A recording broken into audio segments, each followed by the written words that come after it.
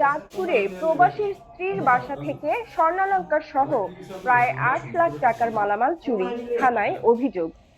মহসিন হোসেনের তথ্য ও ভিডিও চিত্রে বিস্তারিত জানাচ্ছি আমি কাকুন।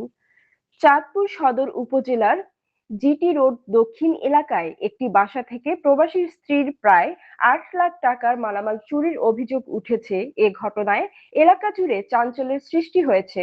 ভুক্তভোগী পরিবারের অভিযোগ, পরিকল্পিতভাবে তাদের মালামাল সরিয়ে নেওয়া হয়েছে।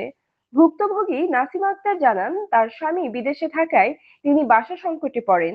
এ সময় তার মায়ের পরিচিত জিটি রোড দক্ষিণে আব্দুর রহমান নামের এক ব্যক্তি তাকে সহযোগিতার আশ্বাস দিয়ে তার পরিচিত একটি বাসায় মালামাল রাখার ব্যবস্থা করে দেন। এই ভরসায় নাসিমা তার বাসায় বিভিন্ন আসবাবপত্র ও মূল্যবান সামগ্রী সেখানে সংরক্ষণ করেন। ভুক্তভোগীর দাবি, গত ২ জুন রাতে 12:30টার দিকে অজ্ঞাত ব্যক্তিরা ওই বাসা থেকে মালামাল সরিয়ে নিয়ে যায়।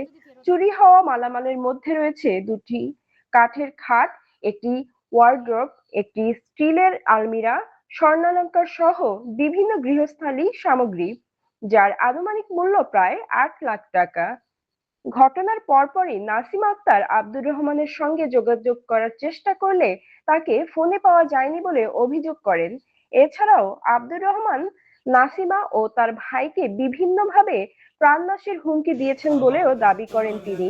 নাসিমা আক্তার আরো অভিযোগ করেন, আব্দুর রহমান নিজেকে চাঁদপুর সদর ১২ নম্বর ওয়ার্ড যুব দলের সহসভাপতি পরিচয় দিয়ে তাকে বিভিন্ন সময় ভয় ভীতি, রাস্তায় মারধর ও হুমকি প্রদর্শন করে আসছেন। এদিকে নাসিমার ছোট বোন জানান, আব্দুর রহমান বিশ্বাস অর্জন করে মালামালগুলো তার পরিচিত বাসায় রাখার ব্যবস্থা করেন। পরে রহস্যজনকভাবে সব মালামাল উধাও হয়ে যায়। তাদের দাবি, স্থানীয় অনেকেই গত ২ জুন গভীর রাতে বাসা থেকে মালামাল সরিয়ে নিতে দেখেছেন। প্রতিবেশী এক বৃদ্ধ নারী জানান, তিনি নিজ চোখে নাসিমার মালামালগুলো ওই বাসায় তুলতে দেখেছেন। পরে ঈদের পর নাসিমা এসে দরজা খুলে ভেতরে কোনো মালামাল না পেয়ে হতবাক হয়ে পড়েন।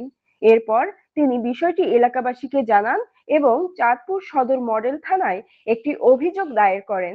পুলিশ জানিয়েছে, অভিযোগের ভিত্তিতে বিষয়টি তদন্তাধীন রয়েছে।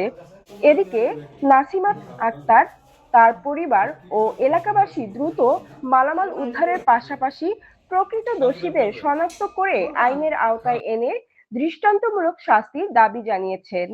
এদিকে মালামাল রাখা ও চুরি করে নিয়ে যাওয়ার বিষয়টি নিয়ে আব্দুর রহমানের সাথে কথা বললে তিনি বলেন, আমি এ বিষয়ে কিছুই জানি না বলে অস্বীকার করেন।